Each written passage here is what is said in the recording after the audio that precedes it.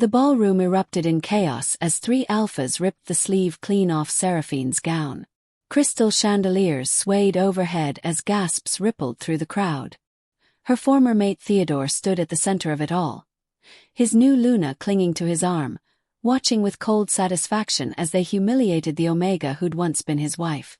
"This is what happens to worthless Omegas who dare show their faces where they don't belong," sneered Genevieve, Theodore's chosen Luna, her crimson dress a stark contrast to Séraphine's torn silver fabric.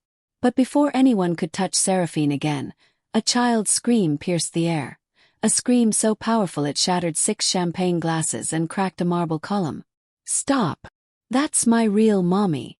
If you want to know how an outcast Omega became the most powerful woman in the kingdom, stay until the very end of this story. And tell me the city you are watching from so that I can send you a hug, because what happens next will leave you breathless. Séraphine had felt the eyes on her the moment she'd stepped through the gilded doors of the Montclair estate. She shouldn't have come. She knew that. But the invitation had been explicit, delivered by royal messenger, sealed with the crest of the Alpha King himself. To refuse would have been treason. 3 years. It had been 3 years since Theodore had rejected her, standing in their small cottage with papers already drawn up, his eyes cold as winter frost.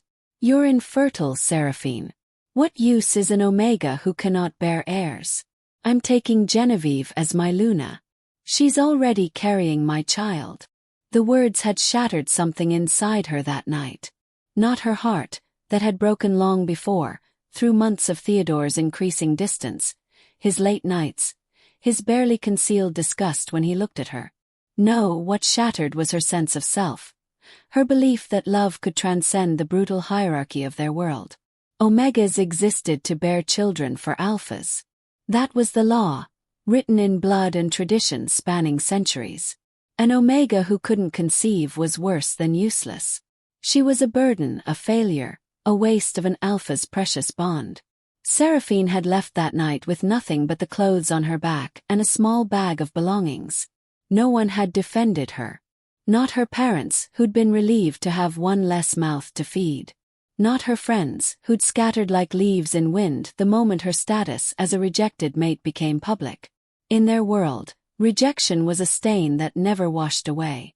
She'd survived by taking work in the outer villages, cleaning homes, mending clothes, accepting whatever pittance people would offer an Omega with no pack, no protection, no alpha to speak for her. She'd lived in a tiny room above a bakery run by an elderly beta named Marguerite, who'd taken pity on her and asked no questions. And she'd learned to make herself invisible. But tonight invisibility was impossible. The king's summons had commanded the attendance of every wolf in the kingdom for the heir's recognition ball.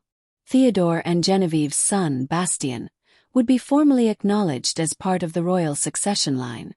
As Theodore's rejected former mate, Séraphine's presence was required by law, a final humiliation, a public reminder of her failure. She'd borrowed a dress from Marguerite's granddaughter, a simple silver gown that had seen better days. She'd braided her dark hair in a crown around her head, refusing to let them see her broken. If she had to attend her own degradation, she would do it with her spine straight and her head high. But dignity meant nothing when alphas decided to make sport of you. Theodore had seen her first, his nostrils flaring as he caught her scent across the crowded ballroom. He'd whispered something to Genevieve, whose lips had curved into a cruel smile. Within minutes, 3 of Theodore's pack brothers had surrounded Séraphine near the refreshment table. "Well, well," drawled Laurent, a massive alpha with a scar running down his jaw. "The failed Omega dares to show her face." "I was summoned by royal decree," Séraphine had replied quietly, keeping her eyes lowered in the submissive posture expected of unmated Omegas. "I'm here because the law requires it." "The law," spat another alpha, Christophe, his breath reeking of wine. "The law should have cast you out entirely. You're a genetic dead end. An evolutionary mistake." "Perhaps we should mark her," suggested the third alpha, Émile, reaching for her arm. "Make sure everyone knows what she is." That's when they'd grabbed her. One had seized her right arm, another her left. Émile had gripped the sleeve of her dress and pulled, and the aged fabric had torn like paper, exposing her shoulder and the faded mark where Theodore's claiming bite had once been, a mark that had disappeared completely when he'd rejected her, leaving only smooth, unmarked skin. Proof of her worthlessness. The crowd had formed a circle around them, some gasping in shock, others watching with the morbid fascination people reserve for public executions. No one intervened. Intervening on behalf of a rejected Omega meant risking your own social standing, your own pack connections. Theodore and Genevieve had pushed to the front of the crowd, and Séraphine had seen triumph in Genevieve's eyes. This was what the new Luna had wanted. Total victory, complete domination, the utter destruction of the woman who'd come before her. This is what happens to worthless Omegas who dare show their faces where they don't belong, Genevieve had announced, her voice carrying across the ballroom. Christophe had reached for Seraphine's other sleeve, clearly intending to strip her further, to complete her humiliation in front of the entire kingdom's elite. Séraphine had closed her eyes, bracing herself for what was to come, for the final shredding of whatever dignity she had left. And then the scream had come. It wasn't a normal child's cry. It was a sound of pure, concentrated power, an alpha command so strong it came from a child who hadn't even presented yet. The force of it had knocked Christophe backward, sent Laurent stumbling, made Émile release Séraphine's arm as if she'd burned him. Every wolf in the ballroom had frozen, their instincts overridden by the sheer dominance in that child's voice. "Stop. That's my real mommy." A small figure had torn through the crowd, a boy no more than 3 years old, with dark curls and eyes that blazed gold with alpha power. He'd thrown himself at Seraphine's legs, wrapping his small arms around her knees, his whole body shaking with the effort of the command he'd just issued. Bastien. Theodore and Genevieve's son. The heir they'd been celebrating tonight. Bastien. Genevieve's voice had gone shrill with panic. "Come here this instant." But the child hadn't moved. Instead, he'd looked up at Séraphine with eyes full of recognition, full of something that looked impossibly like memory. "Mommy," he'd whispered, his earlier power fading into the trembling voice of a frightened child. "They were hurting you. I felt you hurting." Seraphine's world had tilted on its axis. She'd stared down at this child, this boy she'd never carried, never birthed, never held, and felt something ancient and inexplicable snap into place in her chest. Theodore had moved then, striding forward with his alpha authority crackling around him like lightning. "Bastien, come to father. Now." The boy had only clutched Séraphine tighter. "She's not your mother," Genevieve had hissed, her beautiful face twisted with fury and something else, fear. "I am. Carried you. Birthed you. That woman is nobody." "She's my mommy," Bastien had insisted, and now tears were streaming down his small face. "I know her. I've always known her. She sings to me in my dreams." The ballroom had erupted in whispers. This was impossible. This was unheard of. Children didn't bond with women who weren't their mothers. The biological imperative was absolute. Yet here was an alpha child, powerful beyond his years, claiming an Omega who'd been publicly declared infertile as his mother. An elderly voice had cut through the chaos. "Make way." The crowd had parted instantly, because the voice belonged to Anselm, the kingdom's eldest alpha, a man who'd served as advisor to 3 generations of alpha kings. He was ancient, his hair white as snow, his body bent with age, but his eyes were sharp as broken glass. He'd walked slowly to where Séraphine stood frozen, Bastien still clinging to her, and he'd studied them both with an intensity that made Seraphine's skin prickle. "Curious," Anselm had murmured. "Very curious indeed." "Elder Anselm," Theodore had begun, his voice respectful but strained. "My son is confused. He doesn't understand." Silence. Anselm hadn't even looked at Theodore. His gaze had remained fixed on Séraphine. Mega. What is your name?" "Séraphine, elder." Her voice had come out steady despite the trembling in her limbs. "And you are Theodore's rejected mate?" "Yes, elder." "On what grounds were you rejected?" Séraphine had swallowed hard. Infertility, elder. I failed to conceive during our 2 years of mating.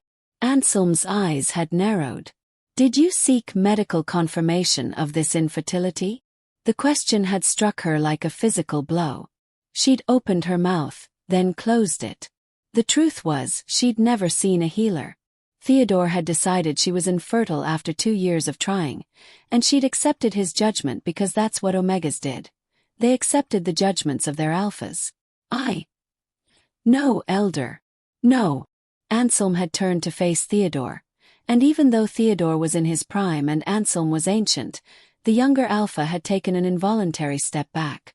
You rejected your mate without medical proof of infertility, without following proper protocols. She couldn't conceive, Theodore had said, but his voice had lost some of its certainty. 2 years is more than enough time. 2 years is nothing, Anselm had snapped. Some matings take 5 years to produce offspring. Some take 10. Did you have her examined for blockages? Hormonal imbalances? Did you verify that the fault lay with her and not with you? The silence that had followed was deafening. Genevieve had suddenly looked very pale. This is ridiculous. I'm Bastien's mother. He came from my body. This omega is nothing. This omega, Anselm had interrupted, his voice like ice, may be the true mother of your son, regardless of whose body birthed him. Gasps had rippled through the crowd again, but Anselm had raised a hand for silence. In the old days, before we became civilized and forgot our oldest truths, we knew that motherhood and birth were not always the same thing. We knew that souls could choose their parents, could recognize them across time and distance. We knew that the strongest bonds were not always biological. He'd looked down at Bastien, whose small face was still pressed against Séraphine's torn dress. This child is telling us something that we've forgotten how to hear. You can't possibly suggest. Theodore had begun. I suggest nothing. I state facts. Anselm had pulled a small knife from his belt, ornate, clearly ceremonial. There is a test, an old one. If the child is correct, if this woman is his true mother in the eyes of fate and the moon goddess, the blood will prove it. Blood tests prove biology, not fantasies, Genevieve had snarled. This is not that kind of test. Anselm had held out the knife to Séraphine. Do you consent, Omega? Séraphine had no idea what she was consenting to, but something in her chest was screaming yes, yes, do it. She'd nodded. Anselm had taken her hand gently and made a small cut across her palm. Blood had welled up, bright red. Then he'd knelt, this ancient alpha had knelt, and held out his hand to Bastien. And you, young heir, do you consent to prove your claim? Yes, Bastien had said with the absolute certainty that only children possess. She's my mommy. Anselm had made an identical cut on the child's small palm, then pressed the 2 cuts together. Séraphine's hand and Bastien's hand, their blood mingling. For a moment nothing had happened. Then Séraphine had felt it, a warmth that started in her palm and spread up her arm, across her chest, wrapping around her heart like gentle hands. It wasn't painful. It was like coming home after a lifetime of wandering. It was recognition. Bastien had gasped, his eyes going wide and gold. And then the blood where their hands joined had begun to glow. Not metaphorically, not symbolically, actually glow, with a soft silver light that pulsed in rhythm with both their heartbeats. The ballroom had erupted in chaos. Wolves were shouting, some in awe, some in denial, some in fear. But Séraphine had heard none of it. She'd been staring at this child, this impossible, beautiful child, and feeling a bond snap into place that she'd never known was missing. Impossible, Genevieve had whispered, all color draining from her face. This is a trick. Dark magic. He's my son. Anselm had risen slowly, and when he spoke, his voice carried to every corner of the massive ballroom. The blood does not lie. The old magic does not lie. This child's soul recognizes this woman as his true mother, and her soul recognizes him as her true child. However he came into this world, whatever body birthed him, his fate is bound to hers. He'd turned to face Theodore and Genevieve, and his expression had been carved from stone. You rejected your true mate without cause. You shamed her publicly. You declared her infertile without proof. And all the while, the child she was meant to raise was being carried by another. Anselm's voice had dropped to something dangerous. Do you know what we call this in the old laws? Theodore had said nothing, his face ashen. Theft, Anselm had finished. Soul theft. And the punishment is... Wait. A new voice had entered the conversation, deep and resonant with absolute authority. The Alpha King himself had stepped forward from where he'd been observing near his throne at the far end of the ballroom. Raoul was a massive man in his 50s, with silver threading through his dark hair and eyes that missed nothing. Everyone had immediately dropped into submissive postures. Everyone except Anselm, who'd merely inclined his head respectfully, and Séraphine, who'd been too shocked to move. This is a delicate situation, King Raoul had said, his eyes moving from Theodore to Séraphine to the child still clinging to her. One that requires more than the simple application of old laws. My king, Theodore had begun, dropping to one knee. I beg mercy. I didn't know. Ignorance is not innocence, Theodore. The king's voice had been cold. You have created a situation that threatens pack stability and challenges the foundations of our social order. If word spreads that soul bonds can supersede biological relationships, chaos will follow. Genevieve had found her voice then, desperate and sharp. My king, I carried that child for 9 months. I suffered to bring him into this world. She has no claim. She has the claim that matters most, Anselm had interrupted quietly. The child's own recognition. King Raoul had studied them all in silence for a long moment. The entire ballroom had held its breath. There is precedent for this, the king had finally said. Not in recent memory, but in the ancient texts. When a child is born to the wrong mother, when fate is disrupted, there are accommodations that must be made. He'd walked forward until he stood directly before Séraphine. She'd lowered her eyes immediately, but he'd reached out and lifted her chin with one finger, forcing her to meet his gaze. Do you understand what has happened here, Omega? No, my king, Séraphine had whispered honestly. Your soul called to this child before he was conceived. Somehow, impossibly, he was meant to be yours. But the universe makes mistakes sometimes. Or perhaps your former mate's rejection disrupted the natural order. The child was born to the wrong woman. The king's eyes had softened slightly. But souls will find their way. They always do. He'd released her chin and turned to address the entire ballroom. Here is my judgment. The child Bastien is the biological son of Theodore and Genevieve. This cannot be disputed, and he will retain his position in the line of succession as their legal heir. However, his soul has bonded to Séraphine, and such bonds cannot and should not be broken. Genevieve had made a sound of protest, but the king had silenced her with a look. Séraphine will be recognized as Bastien's sole mother and will be granted full maternal rights. She will live in the pack house, will participate in all decisions regarding his upbringing, and will be treated with the respect due to the mother of an heir. He'd looked directly at Theodore. You rejected her wrongfully. You will provide her with a substantial settlement, a suite of rooms in your residence, and a formal public apology. Furthermore, you will fund a full medical examination to determine her actual fertility status.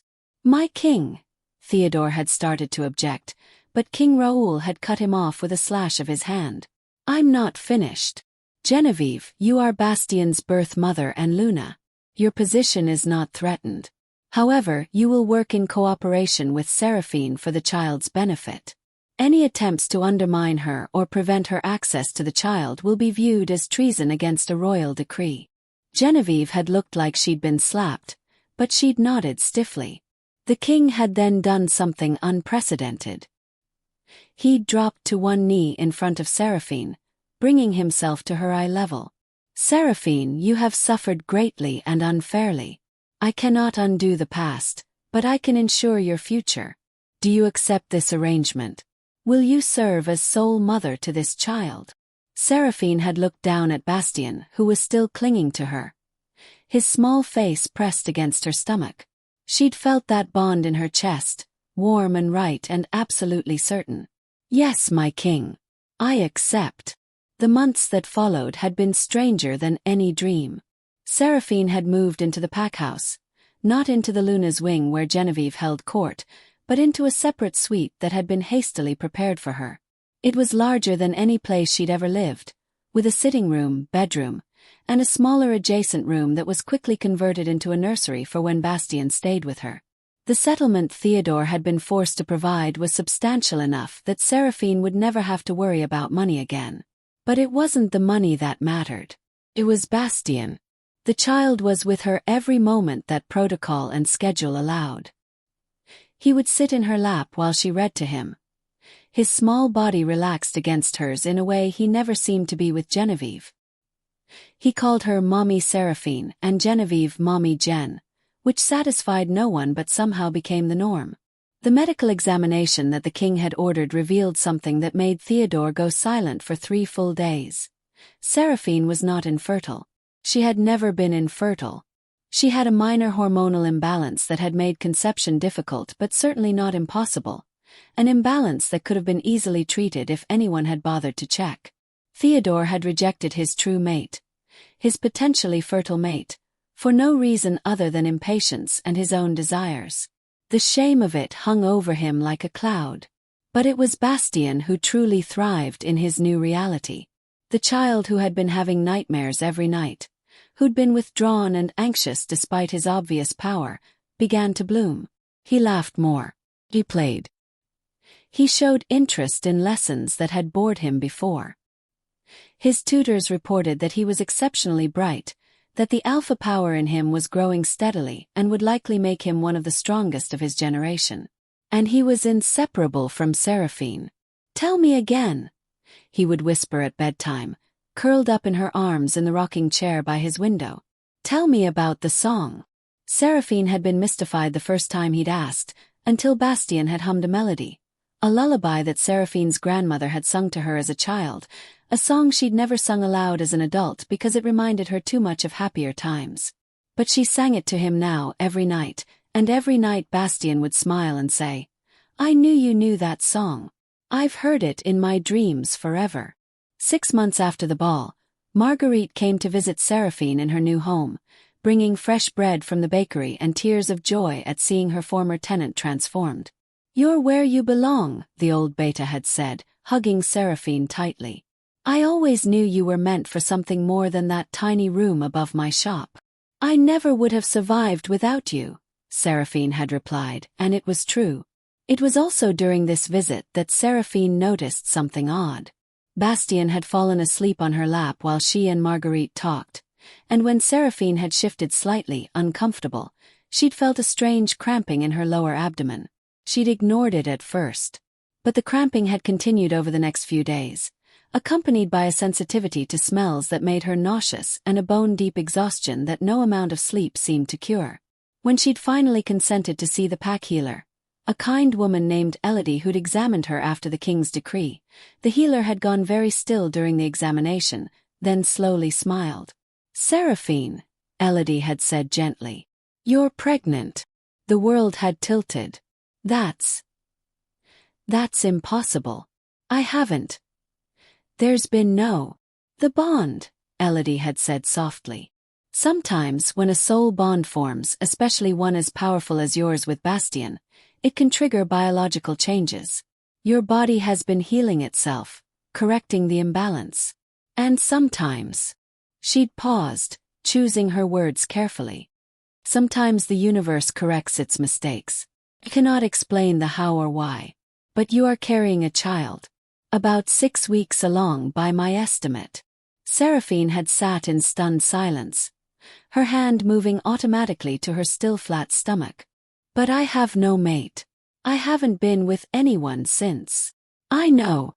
Elodie's expression had been full of wonder and confusion. "I have no medical explanation for you. But the child is there, healthy and growing. This is unprecedented." The news had spread through the packhouse like wildfire. Some whispered that it was a miracle from the moon goddess herself, a reward for Seraphine's suffering. Others muttered darker theories about magic and manipulation. But it was Bastien's reaction that had confirmed what Seraphine's heart already knew. The child had placed his small hand on her stomach with absolute certainty and said, "My baby sister is in there. She's going to be so strong." And he'd been right. 7 months later, Séraphine had given birth to a daughter, a perfect, healthy baby girl with Seraphine's dark hair and eyes that would eventually settle into a brilliant amber. She'd named her Celeste. The child had been born with an alpha's power, despite having no father, despite being the daughter of a rejected Omega. It defied every law of genetics and hierarchy. It was impossible. It was also undeniably real. 3 more years passed. Bastien was 6 now, and Celeste was 3. The siblings were inseparable despite their unusual family situation. Bastien spent half his time in the Luna's wing with Theodore and Genevieve, and half his time in Seraphine's suite. Celeste lived with Séraphine full-time, but Bastien treated her like his full sister in every way that mattered. Genevieve had never warmed to the arrangement, but she'd learned to live with it. She had 2 more children now, twin boys who would secure her position as Luna. She largely left Bastien to Seraphine's care, seeming almost relieved to not have to deal with the child who'd rejected her first. Theodore avoided Séraphine entirely. The shame of his wrongful rejection, of his failure to verify her fertility, of the miracle child she'd born without him, it had broken something in him. He performed his duties as alpha adequately but without the fire he'd once possessed. As for Séraphine, she had found something she'd never expected: peace. She had her children, she had her place in the pack, and she had discovered talents she'd never had the chance to develop before. She'd become an advisor to the king on matters involving Omegas and pack law, using her own experiences to advocate for better protections and protocols. She'd also never taken another mate. Despite several alphas expressing interest, despite the king himself suggesting it might be beneficial for her position, she'd declined. The moon goddess had given her 2 impossible children and a purpose. That was enough. But fate, it seemed, wasn't finished with her yet. The recognition came during Bastien's 6th birthday celebration. The entire pack had gathered, along with representatives from neighboring territories. Bastien, already showing the promise of a powerful alpha, had been demonstrating his training with wooden swords when a delegation arrived unexpectedly. The delegation was from the northern mountains, the most powerful and isolated pack in the kingdom. And at its head was Lucien, the northern alpha, a man so powerful and legendary that even King Raoul rose to greet him with respect. Lucien was tall, with silver-streaked black hair despite being only in his early 40s, and eyes like winter ice. He rarely left his territory, rarely involved himself in kingdom politics. His presence at a child's birthday celebration was unprecedented. He'd come, he said, because rumors of the miracle Omega had reached even his remote mountains. He wanted to see for himself the woman who'd birthed an alpha child with no father, the woman who'd been soul bonded to another woman's son. When his eyes met Seraphine's across the training yard, something had happened that made every wolf present go silent. The air between them had shimmered like heat-off summer stones. Lucien had gone completely still, his nostrils flaring, his eyes flashing gold.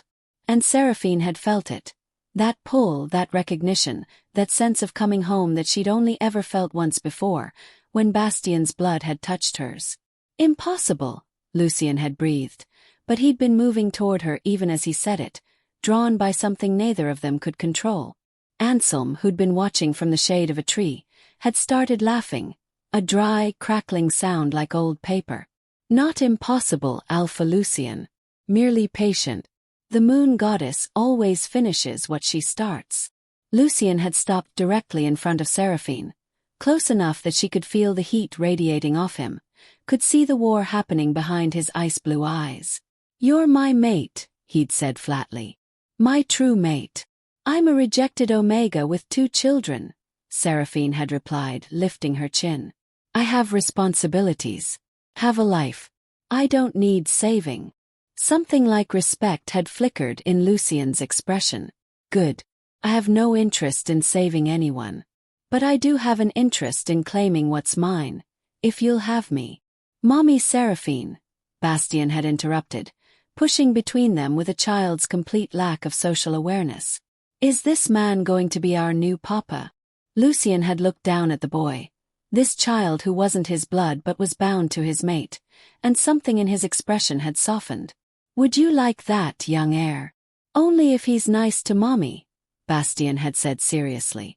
And only if he teaches me northern fighting. And only if he likes my sister Celeste. Those seem like reasonable terms, Lucien had replied with equal seriousness. Celeste, never one to be left out, had toddled over and grabbed Lucien's hand with her chubby fingers, looking up at him with her amber eyes. You smell like snow, she'd announced. I like snow. And just like that, with a pragmatic acceptance of children and the inevitable pull of a true mate bond, Séraphine's life had transformed again. The claiming ceremony took place 3 months later, giving Séraphine time to be certain, giving the children time to adjust, giving the kingdom time to process yet another impossibility in a woman who seemed to collect them. Lucien proved to be everything Theodore had not: patient, thoughtful, content to let Séraphine maintain her independence even as he offered her the protection and status of being a Northern Alpha's mate. He treated both Bastien and Celeste as if they were his own, understanding that loving their mother meant accepting the complex family she'd built. Genevieve had been livid at first, seeing Séraphine's elevation to Northern Luna as the ultimate insult. But time and the birth of her twin boys had mellowed her. She and Séraphine would never be friends, but they'd achieved something like mutual respect, bound together by their shared love for Bastien, even if that love looked very different. Theodore had offered Séraphine a formal apology during the claiming ceremony, standing before the entire kingdom and acknowledging his wrongful rejection, his failure to verify her fertility, and his attempt to erase her from pack memory. It had cost him dearly, in pride, in status, in the respect of other alphas. But it had been necessary for everyone to move forward. And King Raoul, seeing how Séraphine had navigated impossible situations with grace and strength, had appointed her as his advisor on Omega affairs, a position that gave her real power to change laws and protect other Omegas from suffering as she had. On the night of her claiming, as Lucien's mark settled into her shoulder, a bond that felt right in a way Theodore's never had, Séraphine had stood before the mirror in her new home in the northern mountains, her children asleep in the next room, and marveled at the journey. From rejected and shamed Omega to Soul Mother, to Miracle Mother, to Luna of the most powerful pack in the kingdom. From having nothing to having everything that truly mattered. Bastien was 10 now, growing into his power beautifully, splitting his time between the southern pack where he was heir and the northern mountains where his soul mother lived. Celeste was 7, already showing signs of being an alpha as powerful as her brother, despite having no father. And Séraphine was pregnant again, this time with Lucien's child, a pregnancy that was completely normal and expected and yet somehow felt like another miracle. The story of the Omega who'd been stripped at the ball, who'd been claimed by a child's scream, who'd birthed an impossible daughter and found her true mate, had spread across the kingdom and beyond. It had become legend, proof that the moon goddess still watched over her children, that soul bonds were real and powerful, that rejection wasn't always final. Young Omegas who faced rejection now had hope. New protocols had been established requiring medical verification before any rejection for infertility. The social stigma around rejected Omegas had begun, slowly, to shift. And Séraphine, who'd once been nothing, who'd been stripped and shamed and cast aside, had become the catalyst for change. She wasn't a victim anymore. She was a survivor, a mother, a Luna, an advisor to the king. She was exactly who she was meant to be. Years later, at Bastien's coming-of-age ceremony when he was 16 and already showing the promise of being one of the most powerful alphas of his generation, Séraphine stood beside Lucien and watched her son, her sole son, accept the honors due to him. Celeste stood on her other side, 13 now and beautiful and fierce, already training to be her mother's successor as advisor for Omega affairs. Genevieve was there too, older now, her relationship with Bastien cordial but distant. Theodore stood beside her, diminished but present.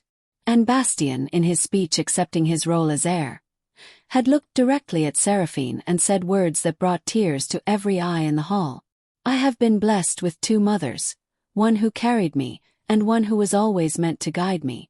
Both have shaped who I am, but it was the love of the one whose blood glowed silver that taught me what real strength looks like. It looks like an Omega who survived rejection and became a Luna. It looks like a woman who was told she was worthless and became the most valuable advisor to the king. It looks like my mommy Séraphine, and I will spend my life trying to be worthy of the gift she gave me when she chose to love me despite having every reason to walk away. The kingdom erupted in applause, but Séraphine barely heard it. She was looking at this young man who'd started as another woman's child, who'd recognized her soul in a ballroom full of strangers who'd screamed, "That's my real mommy," and changed both their destinies. Lucien wrapped his arm around her waist and whispered in her ear, "You've raised a fine alpha, my love." "We've raised a fine alpha," Séraphine corrected, leaning into her mate's embrace. Because that was the final truth she'd learned through all the impossibilities and miracles. Family wasn't always about blood or biology or who carried whom. Family was about who stayed, who chose you, who loved you even when the world said you were worthless. She'd been stripped at a ball and saved by a child's scream. But she'd saved herself, day by day, choice by choice, by refusing to believe that rejection was the end of her story. It had only been the beginning.